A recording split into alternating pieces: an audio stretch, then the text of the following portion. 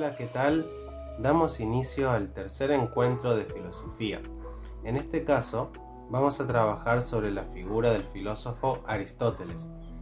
Recordemos que hasta ahora hemos visto, primero a Sócrates, luego a Platón, quien fuera discípulo de Sócrates y el encargado de escribir todo lo que hizo Sócrates en diálogos filosóficos que luego nosotros podemos leer.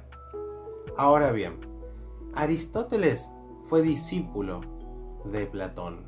En un primer lugar, Aristóteles estudió en la academia que fundó Platón, pero luego se apartó un poco de la postura filosófica de su maestro y creó su propia escuela filosófica. Es así como Aristóteles va a contrariar totalmente a Platón. Es decir, el discípulo, en su adultez, empieza a crear una filosofía que discute directamente con lo que Platón había explicado. Entonces, Aristóteles va a venir a criticar ciertas cosas que seguramente a ustedes le hicieron ruido de la filosofía de Platón. Hay que destacar que para algunos, Aristóteles fue el primer filósofo propiamente dicho, ya que en su filosofía se encuentra un intento por alejarse totalmente del mito. De hecho, eso va a ser principalmente lo que le va a reprochar a Platón. Aristóteles encuentra que Platón no era muy claro con sus ideas. Considera que su maestro utilizaba recursos míticos o recursos poéticos y que no terminaba de expresarse con la claridad que requiere un pensamiento filosófico. Entonces, ¿cómo empieza la filosofía de Aristóteles o cómo nosotros vamos a iniciar en la filosofía de Aristóteles? Bueno, vamos a reunir las críticas que le hizo Aristóteles a Platón. Básicamente, podemos pensar en 4 críticas. La primera crítica tiene que ver con el hecho de que Platón hace lo que Aristóteles considera una innecesaria duplicación de entes. Recordemos un poco que en filosofía la palabra ente se utiliza para designar a todo lo que es decir, absolutamente todo lo que podemos llegar a pensar incluso, porque lo que es no necesariamente tiene que existir. Por ejemplo, una sirena, un duende, un dragón, cualquier criatura mitológica, por más que no exista, es, y por lo tanto se la considera un ente. Ustedes existen y también son considerados entes. Entonces, ¿por qué para Aristóteles Platón realiza una innecesaria duplicación de entes? Bien, acuérdense que Platón piensa que no existe solamente un mundo, sino 2. Él había llegado a la conclusión de la existencia de 2 mundos justamente por no poder encontrar en este mundo ciertos entes a los cuales él denominaba ideas. Ahora bien, para Aristóteles esto no es una solución, de hecho complica aún mucho más las cosas, porque ahora no solo tenés que explicar cómo funciona un mundo, sino que tenés que explicar el funcionamiento de 2 mundos. Acá Aristóteles está utilizando un recurso que incluso hasta estos días se lo suele considerar en las ciencias, que es el hecho de que si se puede explicar algo con una explicación sencilla, siempre que sea válida y correcta, va a ser preferible antes de una explicación de la misma cosa, pero que sea mucho más compleja. Es decir, siempre una explicación simple va a ser preferible a una explicación compleja, en el caso en el que ambas tengan igual validez. Por lo tanto, piensa Sócrates, si se puede explicar este mundo únicamente con este mundo, no hay necesidad siquiera de postular la existencia de otro mundo. Es por eso que para Aristóteles, Platón cae en una innecesaria duplicación de entes. La segunda crítica está directamente relacionada con la manera en la que Platón intenta explicar la relación entre un mundo y otro, o entre las ideas y las cosas sensibles. Platón piensa y dice que las cosas son copias imperfectas de las ideas. Por ejemplo, una silla que ustedes pueden tener en su casa, no es más que una copia imperfecta de la idea de silla que existe en el mundo inteligible. Ahora, Aristóteles no entiende a qué se refiere Platón con copia. ¿Qué es una copia? ¿Cómo es posible que un objeto sea copia de una idea? Platón también va a decir que las cosas sensibles participan de las ideas. Pero nuevamente caemos a lo mismo. ¿Qué significa participar? ¿A qué se está refiriendo exactamente Platón? Eso es lo que Aristóteles no considera válido filosóficamente hablando. Lo considera más un recurso artístico, un recurso poético, pero no termina de explicar bien cuál es la relación entre las ideas y las cosas. La tercera crítica que le hace entonces Aristóteles a Platón va de la mano con la noción de las ideas en relación a las cosas. Es decir, ¿por qué las ideas, que ya son perfectas, tendrían la necesidad de crear copias y encima imperfectas? Es decir, se supone que la definición de perfecto implica necesariamente que no le falta nada, porque si le faltase algo no sería perfecto. Por lo tanto, si a las ideas no les falta nada, ¿por qué crear algo y encima hacerlo de manera imperfecta? Es decir, para Aristóteles, nuevamente, Platón no está explicando por qué el mundo sensible se origina del mundo inteligible. ¿Por qué este mundo degradado, de doxa, en el cual todo constantemente se está degradando, fue creado por el mundo de las ideas, que es perfecto, inmutable, es decir, que no cambia con el tiempo y que no le falta absolutamente nada? Finalmente, la cuarta crítica es quizás la más compleja de explicar y de entender. Se la suele denominar argumento del tercer hombre, y dice más o menos así: si por un lado tenemos a Pedro y por el otro lado tenemos a Juan, sabemos que ambos son parecidos. ¿Por qué son parecidos o semejantes? Platón nos va a decir que se parecen porque ambos son copias imperfectas de la idea de hombre. Es decir, ambos son seres humanos, del sexo masculino, 2 brazos, 2 piernas, una cabeza, etc. Por lo tanto, la semejanza entre Pedro y Juan se explica porque son copias de la idea de hombre. Ahora bien, si la semejanza siempre se va a explicar porque las cosas son copias de una idea, Aristóteles piensa, entre Juan y la idea de hombre también hay una semejanza, y esta semejanza se debería explicar diciendo que tanto Juan como la idea de hombre son copias imperfectas de otra idea, la que podríamos llamar idea del tercer hombre. Pero nuevamente ocurre lo mismo.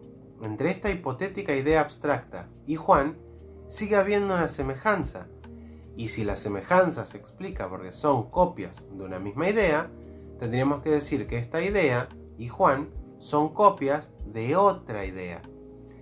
¿Qué es lo que está pasando acá?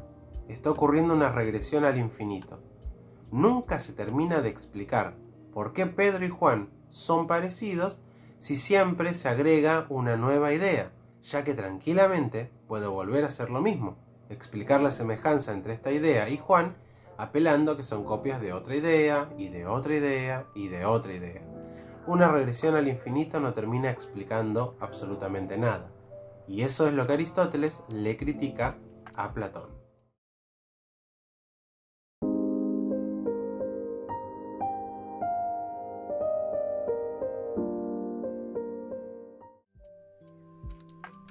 Luego de expresar las críticas a su maestro, Aristóteles obviamente va a expresar su propia filosofía.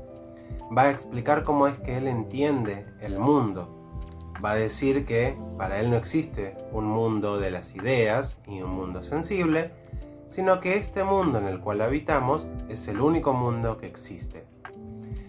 Bien, Para Aristóteles, la filosofía es la ciencia que se ocupa de las causas primeras, es decir, aquella ciencia o aquella rama del pensamiento que va a buscar lo fundamental en las cosas, que va a tratar de explicar el ser tal cual es. ¿Qué significa esto? Bueno, vamos a intentar aclararlo. Primero que nada, para Aristóteles, las cosas no son todas de la misma manera. Es decir, para Aristóteles hay distintos modos de ser de las cosas. Estos modos de ser, en primera instancia, se pueden llegar a resumir en dos, que son modo de ser en sí y modo de ser en otro. ¿Qué significa modo de ser en sí y modo de ser en otro? Ustedes piensen en un objeto, en cualquier objeto. Por ejemplo, no sé, una mesa. La mesa indudablemente existe, está ahí en el mundo. No necesita de nadie para seguir existiendo. Es decir, en algún momento obviamente alguien la construyó, pero ahora en el presente la mesa existe. Y existe por sí misma, existe en sí. Pero por ejemplo, pensemos en el color de esa mesa. Digamos que la mesa es marrón. ¿El marrón existe suelto, libre en el mundo? La realidad es que no. El marrón es el marrón de esa mesa, o es el marrón de ese dibujo, o es el marrón de esa remera. ¿Se entiende? El color es una propiedad de las cosas, pero el color así suelto en el mundo no existe. Ni siquiera, aunque pensemos en la pintura, por ejemplo, un balde de pintura color rojo, no es el color rojo. Necesariamente la pintura es algo primero antes que ser color. Esmalte sintético, látex, lo que sea. Pero es un tipo de materia, un tipo de material, el cual mejor dicho, tiene la propiedad de tener un color y encima de poder impregnarse sobre otros objetos y dejar ese color por encima del color del objeto. Pero el color no está en el material. El color suelto no existe, está en ese material. Por lo tanto, los colores son modos de ser en otro, porque necesariamente dependen y necesitan estar apoyados en un objeto para poder existir. Para explicar mejor esto, Aristóteles recurre a lo que él denomina las categorías. Entonces, Aristóteles entiende que el ente puede ser en sí o en otro. Al modo de ser en sí lo va a denominar substancia. Volvemos a la mesa. La mesa, por ejemplo, es un ente que existe y que está ahí. La substancia de ese ente es ser mesa. Ahora, los accidentes son modos de ser en otro, como por ejemplo el color. El color de esa mesa, marrón habíamos dicho, va a estar determinado por la misma mesa, y no, el color no existe de forma independiente en el mundo, como ya dijimos, sino que el color está apoyado, si se quiere, en esa mesa. ¿Qué otro tipo de accidentes, qué otro tipo de ser en otro existen? Pues por ejemplo el tamaño. Digamos que la mesa mide 1,20 m. El concepto 1,20 m para Aristóteles no existe independientemente en el mundo.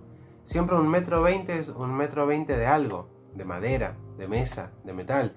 Incluso si yo agarro una cinta métrica y mido en el aire, estoy midiendo justamente la distancia, o puedo decir que estoy midiendo el recorrido de la cinta. Por lo tanto, con las medidas sucede lo mismo que con los colores. No existen de forma independiente en el mundo. Son seres, son modos de ser en otro. Por lo tanto, para explicar mejor esto, Aristóteles recurre a lo que él denomina las categorías. Las categorías son 10. La primera categoría, y la única que es en sí, es la substancia. El resto, las otras 9 categorías, son los accidentes. ¿Por qué se los denomina accidentes o por qué Aristóteles los va a denominar accidentes? Porque no son esenciales. La esencia de la cosa es su substancia. Sus accidentes son como si dijéramos casuales, pueden cambiar. Por ejemplo, volviendo nuevamente al ejemplo de la mesa.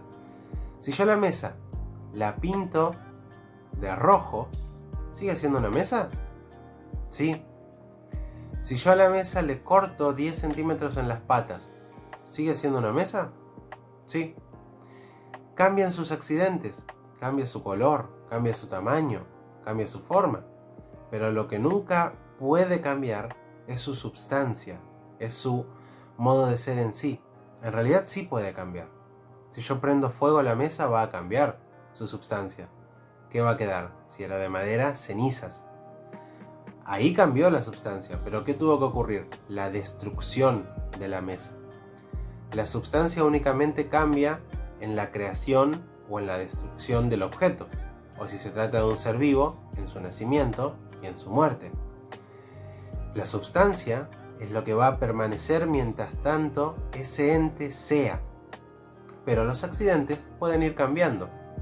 De hecho, el tamaño de un ser humano cambia todo el tiempo. Las personas o los niños crecen. Las personas adultas engordan o adelgazan. Todos los accidentes en las personas cambian constantemente. Y en los objetos también pueden cambiar o los podemos hacer cambiar. Entonces, tenemos 10 categorías. La primera es la substancia, que es la única que es en sí. Después siguen los accidentes, que son cantidad, cualidad, relación, lugar, tiempo, posición, posesión, acción y pasión. Y ahí tenemos las 10 categorías de Aristóteles.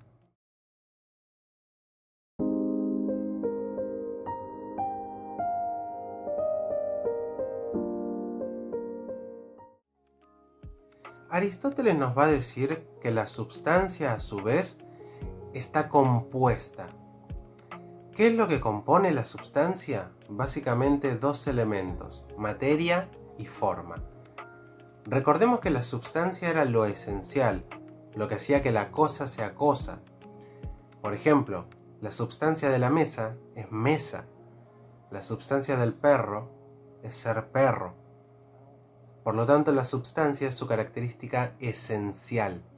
Lo que no puede cambiar, porque si cambia, dejaría de ser lo que es. Ahora, como dije, la substancia para Aristóteles está compuesta de materia y de forma. Si nosotros queremos averiguar la materia de determinada substancia, es muy fácil. Simplemente tenemos que preguntarnos de qué está hecho. Por ejemplo, si yo pienso en un árbol y pienso de qué está hecho, lo que más me vendría a la mente sería madera. Sabemos que las hojas y demás están compuestos de otro tipo de células, pero para simplificar vamos a decir que el árbol está compuesto de madera. Por lo tanto, tengo la substancia árbol. Quiero saber su materia, pregunto de qué está hecho. Quiero saber su forma, tengo que preguntar qué es. Y acá, ojo, hay que tener cuidado. Forma no se refiere a forma geométrica. Yo no puedo pensar en una mesa rectangular y decir que la forma de la mesa es rectangular. Eso para Aristóteles es un error, porque la forma va más allá de la forma geométrica. De cierta manera, cuando Aristóteles piensa en la forma, está pensando en la delimitación que ese ente tiene en el mundo, dónde termina el ente y dónde continúa el mundo. Es decir, la espacialidad completa, pero no solo la espacialidad, sino también la esencia misma de este ente.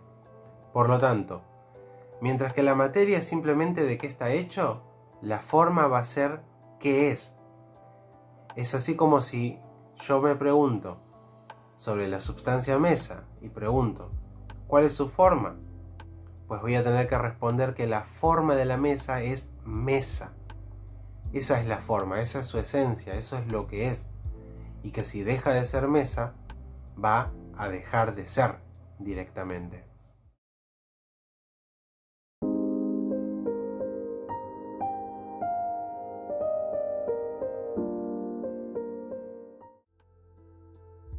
Por último, vamos a ver un poco lo que Aristóteles entiende por cambio y por las causas del cambio. Primero que nada, tenemos que entender que el cambio para Aristóteles puede ser de 4 formas distintas.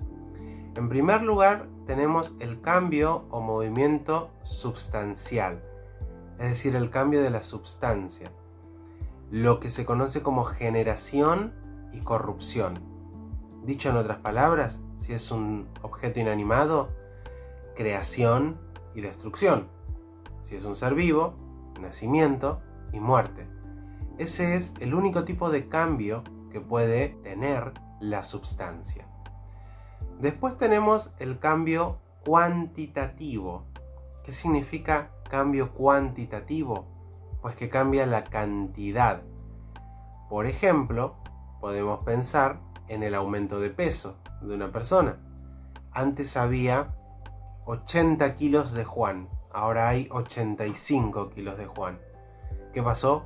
Juan tuvo un cambio cuantitativo. Después está el cambio cualitativo, que no se debe confundir con el anterior. ¿Qué es el cambio cualitativo? Sucede cuando cambia una característica, una cualidad de ese ente o de ese sujeto. Si es un objeto, es muy fácil. Tengo una mesa verde y la pinté de azul. Obtuvo un cambio cualitativo. En una persona podríamos pensar que se tiñe el pelo, que se corta el pelo, que se afeita, o incluso que se cambia la ropa, podría ser un cambio cualitativo. Por último, tenemos el cambio local o cambio de lugar, que es básicamente lo que nosotros conocemos como movernos. Yo estoy acá sentado, me levanto y me voy a la cocina, ahí sufrí un cambio espacial. Me moví en el espacio y me trasladé a otro lugar. Lo que continúa ahora es intentar entender un poco a lo que Aristóteles denomina como las 4 causas. ¿Causas de qué? Causas justamente del cambio. La primera causa es la causa formal. ¿A qué se refiere con causa formal? Pensemos lo siguiente. Pensemos en un niño, ¿no? Este niño, el cual estamos imaginando, ciertamente en algún momento va a crecer. Es decir, todo su desarrollo biológico está tendiendo a crecer y a convertirse en un adulto. Por lo tanto, la causa formal de todos los cambios que ese niño está experimentando es el lograr convertirse en un adulto. Todos los cambios, tanto biológicos como psicológicos, que está sufriendo, lo están guiando a convertirse en un adulto. Esa es la causa formal de ese cambio que está justamente sintiendo. Después tenemos lo que se conoce como causa final, es decir, la meta u objetivo, si se quiere, que uno mismo se traza. Por ejemplo, supónganse que alguno de ustedes quiere ser, no sé, dermatólogo, ¿no? El médico especialista en la piel. Esa es su causa final, su meta, su objetivo. Ahora, ¿qué es lo que tiene que hacer para alcanzar ese objetivo? Primero, terminar la secundaria, luego buscar una universidad donde enseñen medicina y donde enseñen justamente esa especialización, inscribirse, cursar las materias, aprobarlas, rendir los finales, recibirse, hacer la especialización y finalmente convertirse en dermatólogo. ¿Qué es lo que ocurrió ahí? Todo ese movimiento de anotarse, de estudiar, de aprobar y demás, estuvo determinado por la causa final, que era la meta u objetivo que uno mismo se había trazado. Después tenemos la causa eficiente.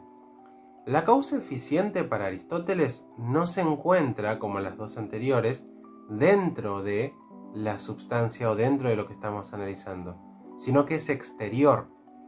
La causa eficiente hace referencia a de dónde vino esto que yo estoy analizando. En el caso de un objeto, volvemos a la mesa. ¿De dónde salió esa mesa? Ciertamente no apareció de la nada en el living o donde sea que la tengan. Lo más probable es que haya sido construida por alguien. Entonces, la causa eficiente de esa mesa está en la mente de la persona que realizó esa mesa. Pensemos, si se quiere, en una persona. Cualquiera de ustedes que está acá en este momento, parado, parada o sentado, está viendo esta clase y está acá en este momento necesariamente porque nació. Por lo tanto, la causa eficiente de cada uno de ustedes vendría a ser sus progenitores, aquellos que los trajeron al mundo biológicamente hablando. Esa sería la causa eficiente en los seres vivos. Y por último tenemos la causa material. La causa material simplemente nos dice que como todos los entes están compuestos de materia y que como la materia constantemente se está corrompiendo, se está degradando, nada en este mundo es quieto, nada en este mundo está estático. Hoy en día sabemos, por ejemplo, que si pudiéramos analizar cualquier objeto a nivel atómico, veríamos que en un átomo, el núcleo de protones y neutrones está siendo orbitado por electrones, e incluso los átomos mismos no están quietos, sino que están en movimiento. Por lo tanto, por más que veamos un objeto que esté o que parezca estar quieto, sin ningún tipo de movimiento, en realidad se está moviendo. Aristóteles diría que se está degradando porque es materia. Por ejemplo, un metal. Si nosotros ahora agarramos y vemos un metal, por más que no lo estemos viendo exactamente, ese metal se está oxidando, se está degradando, se está corrompiendo. La madera se está pudriendo. Nosotros estamos envejeciendo. ¿Por qué? Porque somos materia y porque toda materia constantemente se va degradando con el tiempo.